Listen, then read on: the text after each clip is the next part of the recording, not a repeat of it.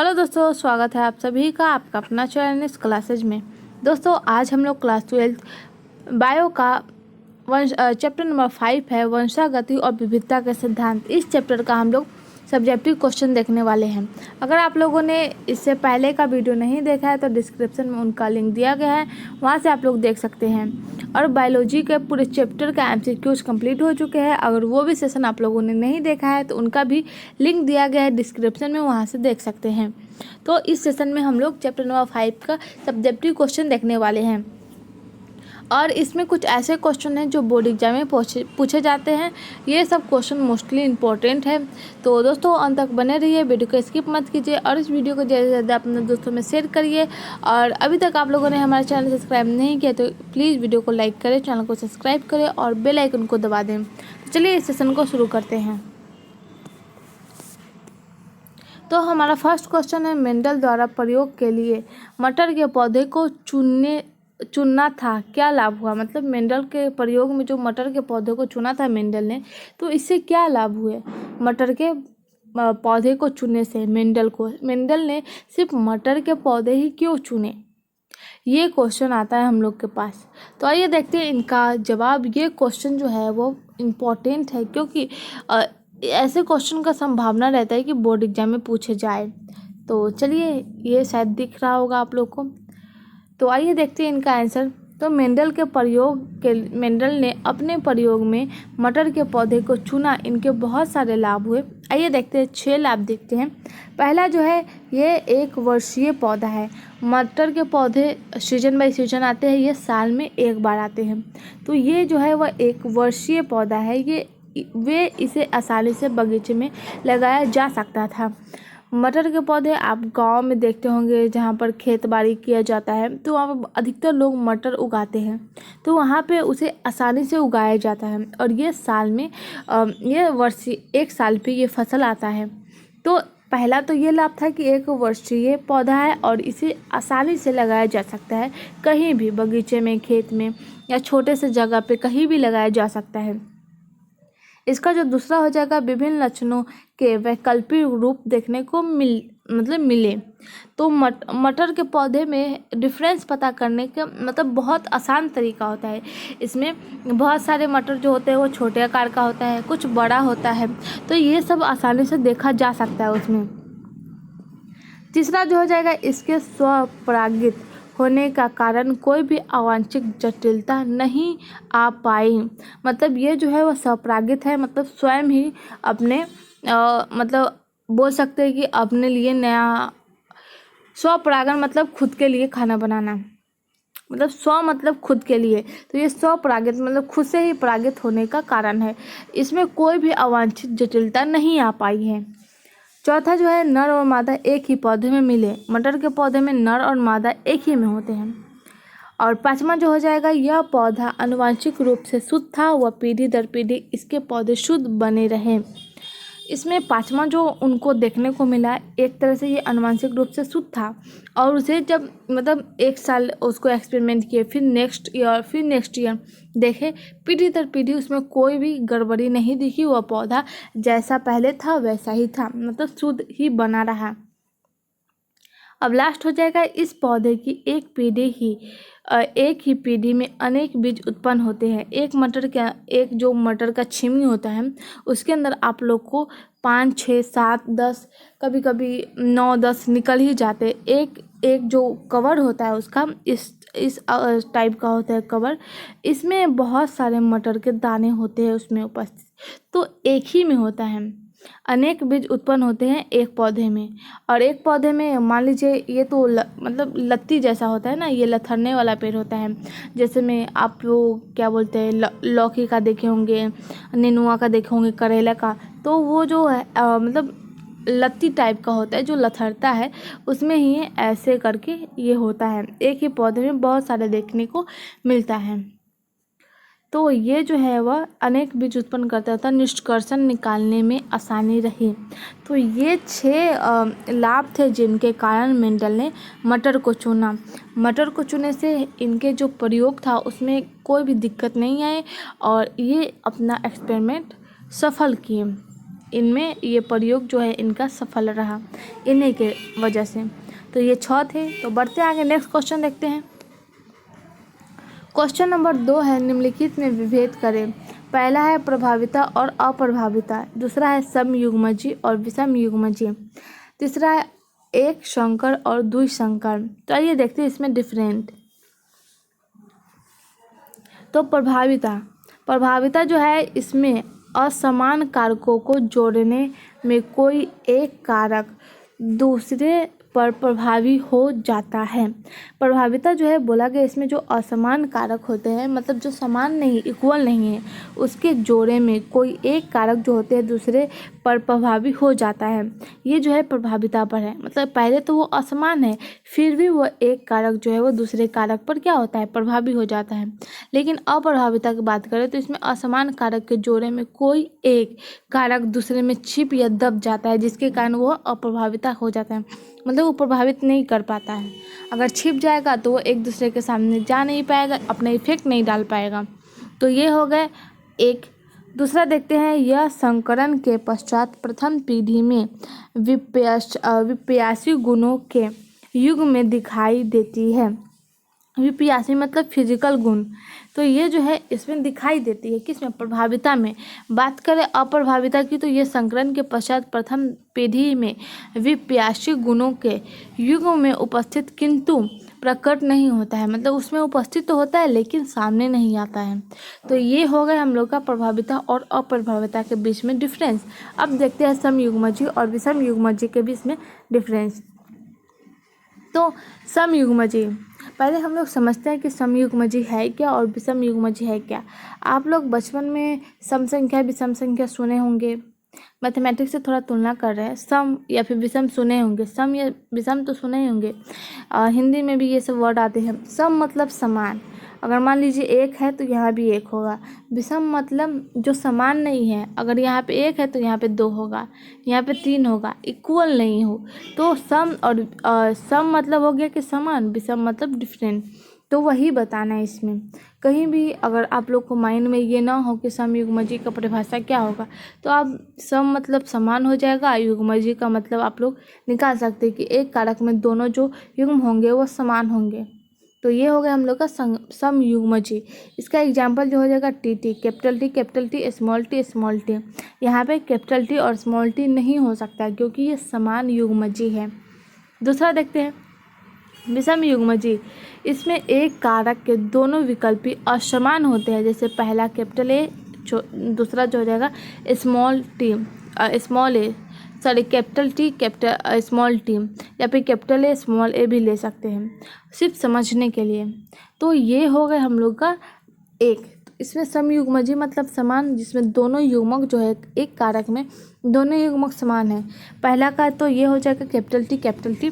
अगर विषमयुग्मजी का एग्जाम्पल देखें तो capital T small T different होगा, यानी समान नहीं होगा।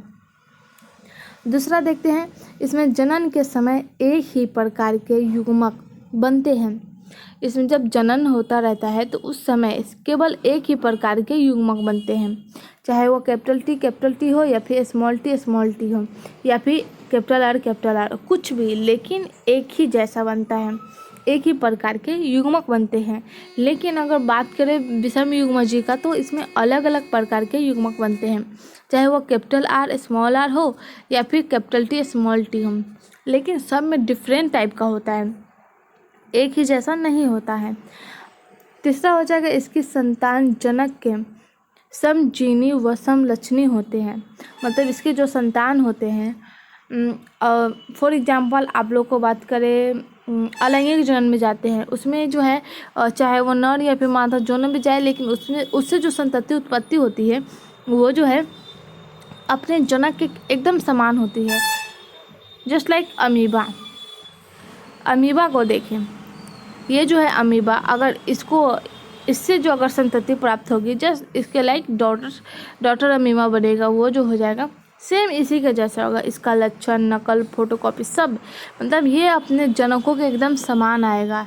तो ये है, मतलब इसमें जो है वह युग्मजी जो है वह एकदम जनक के समान ही लक्षण आते हैं, चाहे वो कैपिटल टी, ये अच्छा एग्जाम्पल है समझने के लिए। और इसमें जो है वो प्रभावी और अप्रभावी दोनों लक्षण होते हैं, मतलब ये जो है डिफरेंस भी बताता है, मतलब उसे इफेक्ट भी होता है और नहीं भी होता है। तो ये 2 लक्षण पाए जाते हैं इसमें। ये जो है अब हम लोग के पास थर्ड आया। थर्ड में है एक संकरण और द्वि संकरण में डिफरेंस बताना है। तो एक संकरण में क्या डिफरेंस हो सकता है, द्वि संकरण में क्या हो सकता है, वो बताते हैं। चलिए देखते हैं। तो पहला जो हो जाएगा, एक ही लक्षण के 2 विभिन्न गुणों का अध्ययन किया जाता है, उसे हम लोग बोलते हैं एक संकरण। एक ही लक्षण वाले, मान लो कोई चल सकता है तो वो भी चल सकता है, लेकिन 2 विभिन्न गुण वाले हो, उसका गुण अलग अलग हो। जैसे में कोई पानी में रहने वाला है तो कोई धरती पे रहने वाला है, मतलब ज़मीन पे रहने वाला है। तो ये तो है उनका गुण कि वो पानी में रहेगा और एक जो है वह जल में रहेगा, धरती पे रहेगा। लेकिन इसका जो लक्षण हो जाएगा, दोनों का एक ही लक्षण हो सकता है कि वो चल सकता है, मूवमेंट कर सकता है वो। दूसरा लक्षण देख सकते हैं, अगर एग्जाम्पल के तौर पे ले ले तो मतलब वो रिप्रोडक्शन कर सकता है, यानी वो संतति की उत्पत्ति कर सकता है। तो ये हो गया हम लोग का फर्स्ट एक संकरण का। दूसरा देखते हैं, एक विपर्यासी लक्षणों का अध्ययन किया जाता है। विपर्यासी मतलब जिसमें भौतिकी रूप से जो किसी चीज़ का निर्माण किया जाता है, उसके लक्षणों का अध्ययन किया जाता है। वो किस में किया जाता है, द्वि संकरण में। दूसरा देखते हैं, ऐसा जीव जिसमें एक जीन स्थल पर युग्म विकल्पी विषमयुजी हो। इसमें बोला गया कि ऐसा जीव जिसमें एक जीन स्थल पर युग्म विकल्पी विषम जी हो, मतलब विषम मतलब डिफरेंस हो। और इसमें जो हो जाएगा, ऐसा जीव जो 2 जीन पर युग्मक विकल्पी भिन्न भिन्न हो, मतलब अलग अलग हो। दोनों में अंतर है, इसमें बोला गया कि 2 जीन, इसमें बोला गया एक जीन। केवल एक जीन जो है वो स्थल पर और वो जो है वह युग्म विकल्पी हो और उसमें भिन्नता भी हो। लेकिन इसमें 2 जीन जो है स्थल पर और इसमें भी भिन्नता हो। तीसरा देखते हैं, सिर्फ एक ही लक्षण में भिन्न होता है। इसमें जो हो जाएगा 2 लक्षणों में भिन्न होता है। एक लक्षण कुछ भी हो सकते हैं। मान लीजिए अगर मेढक की बात करें तो मेढक जो है, एक एग्जाम्पल के तौर पे ले रहे हैं, एक मान लीजिए मेढक है, ठीक है। वो मेढक जो है, वो कुछ मेढक ऐसे होते हैं जो धरती पे भी रहते हैं और जल में भी रहते हैं। कुछ स्नेक्स मतलब सांप ऐसे होते हैं जो धरती पे भी रहते हैं और ज़मीन पे भी रहते हैं, पानी में भी रहते हैं।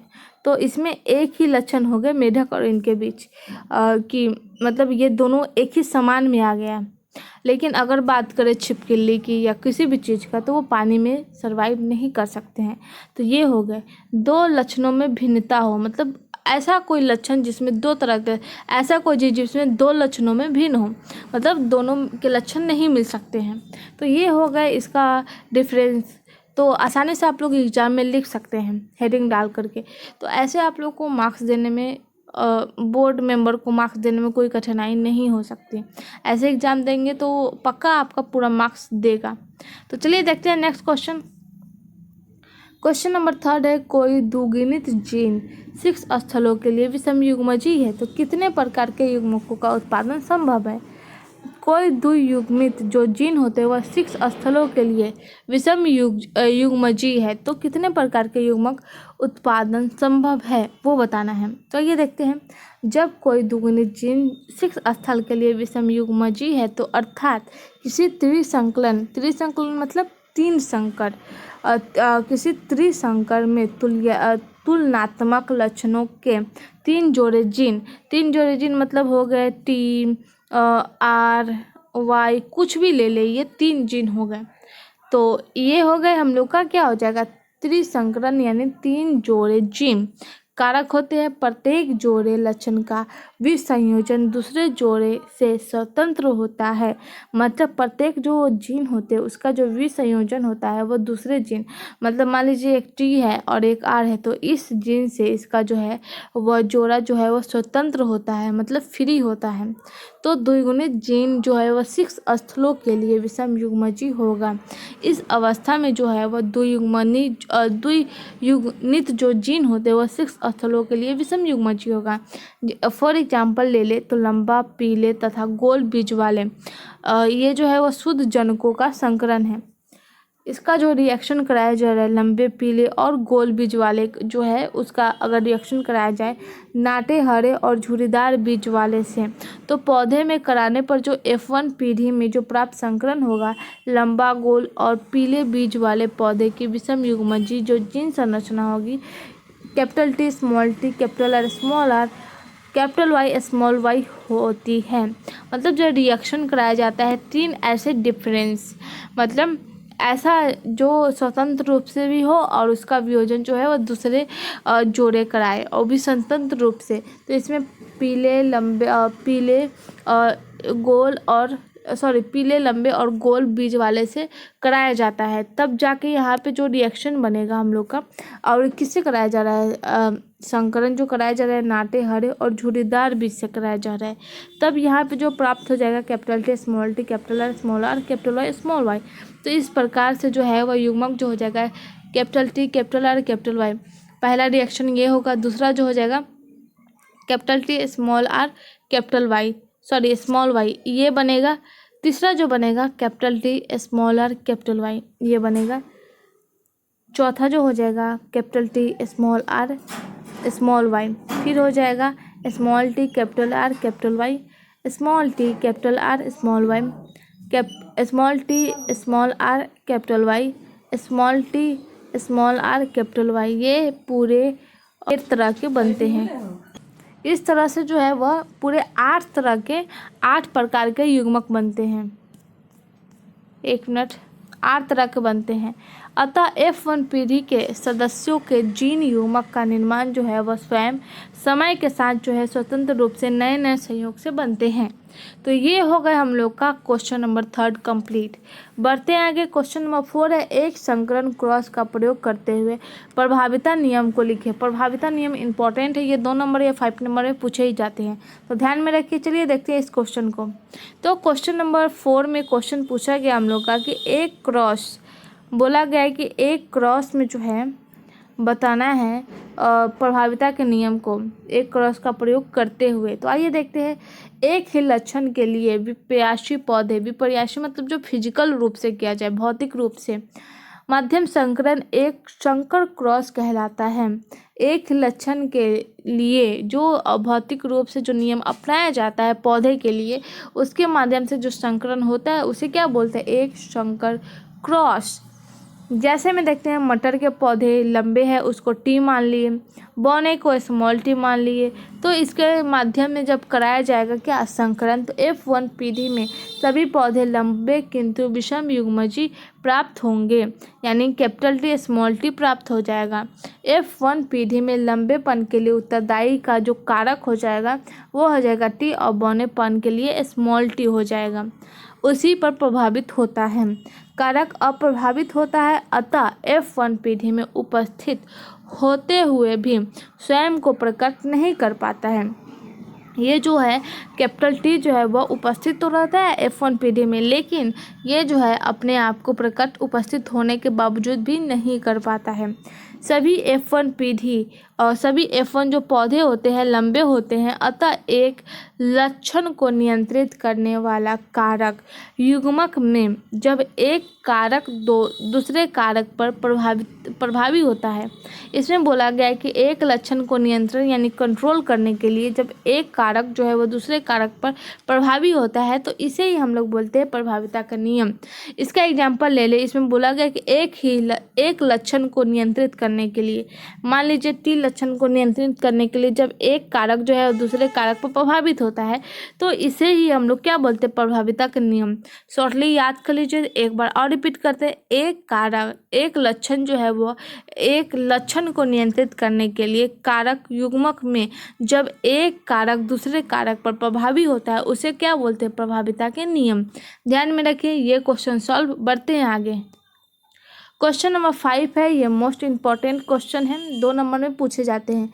परीक्षार्थ संकरण की परिभाषा लिखें। परीक्षार्थ मतलब टेस्ट, संकरण मतलब क्रॉस। तो टेस्ट क्रॉस किसे कहते हैं वो बताना है। तो F1 जीव तथा समयुग्मजीय अप्रभावी मतलब जिस पर कोई प्रभाव नहीं डालता है।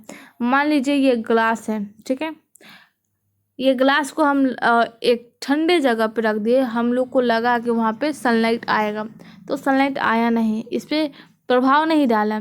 और मान लीजिए आया भी, बस थोड़ा सा आया और उस पर प्रभाव डाला, लेकिन पानी गर्म नहीं हुआ, तो इससे क्या हुआ कि सन उस पर प्रभाव किया ही नहीं, तो उसे ही या फिर किसी भी चीज़ के लिए अप्रभावित करता है। या बहुत सारे ऐसे एग्जाम्पल हो सकते हैं।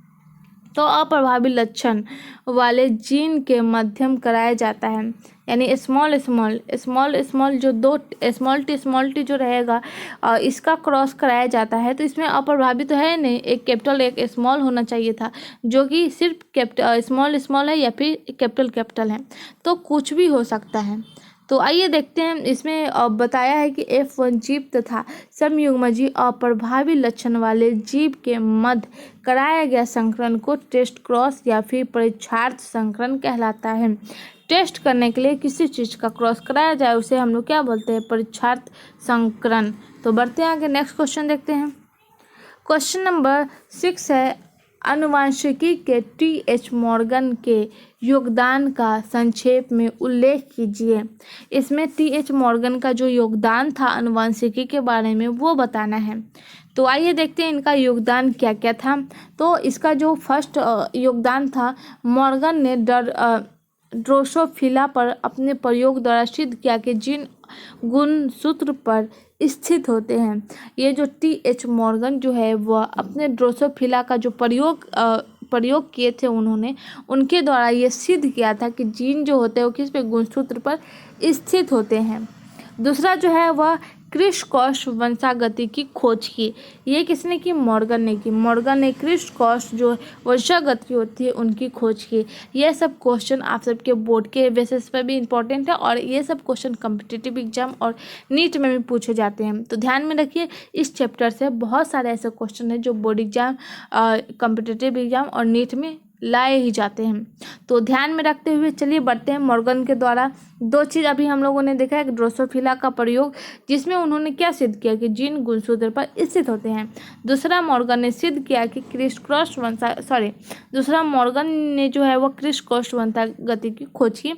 तीसरा देखते हैं, उनके साथियों ने, किसके, मॉर्गन और उनके साथियों ने गुणसूत्र पर स्थित जीन्स युग्मकों के बीच पुनर्योजन की आवृत्ति को जीन्स के बीच की दूरी मानकर आनुवंशिक मानचित्र की रचना की, जो गुणसूत्रों पर जीन्स की स्थिति को दर्शाता है।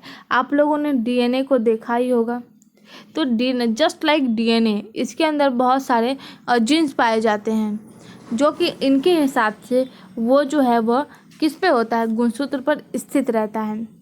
चौथा देखते हैं, मॉर्गन ने जीन्स का उत्परिवर्तन की खोज की। इसके अलावा उन्होंने विनिमय सहलग्नता की भी खोज की। सहलग्नता के गुणसूत्रों सिद्धांत का प्रतिपादन भी किया।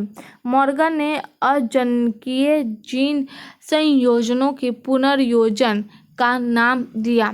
तो ये सब थे इनके कुछ खोज पड़ताल योगदान, जो कि आप लोग को एग्जाम में बताना पड़ता है। तो ये 7 है जो कि आप आसानी से लिख करके आएंगे, तो आपको 2 मार्क्स या फिर 5 मार्क्स में पूछे जाए तो इतना लिख सकते हैं, आपको मार्क्स दे देगा। तो ये थे हम लोग का THM के योगदान। तो बढ़ते हैं आगे। क्वेश्चन नंबर 7 है, वंशावली विश्लेषण क्या है, यह विश्लेषण किस प्रकार उपयोगी है। तो आइए देखते हैं वंशावली विश्लेषण है क्या।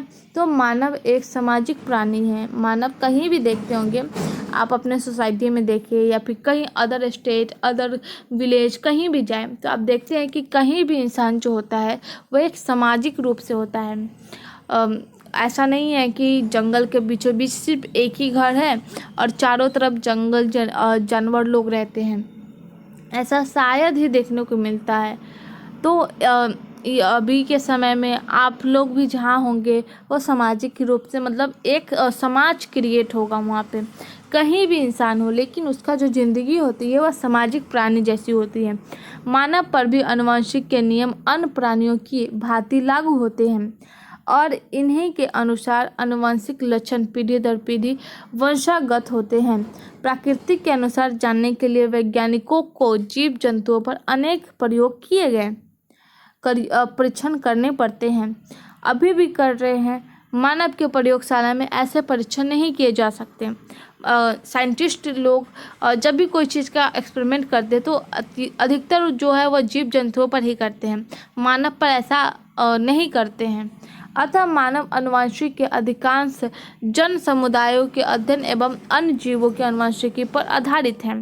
मानव के बारे में कोई चीज़ जानना होता है तो पहले जानवर के बारे में जाना जाता है, पहले छोटे चीज़ से स्टार्ट किया जाता है, फिर कुछ मतलब ज़्यादा डीपली जा कर के लास्ट बंदर तक, उसके बाद जाना जाता है कि ह्यूमन बॉडी में क्या होता है। वो भी डेड बॉडी से पता चलता है कि ह्यूमन बॉडी में क्या होता है, नहीं तो एक जिंदा इंसान को के ऊपर ये एक्सपेरिमेंट नहीं किया जाता है।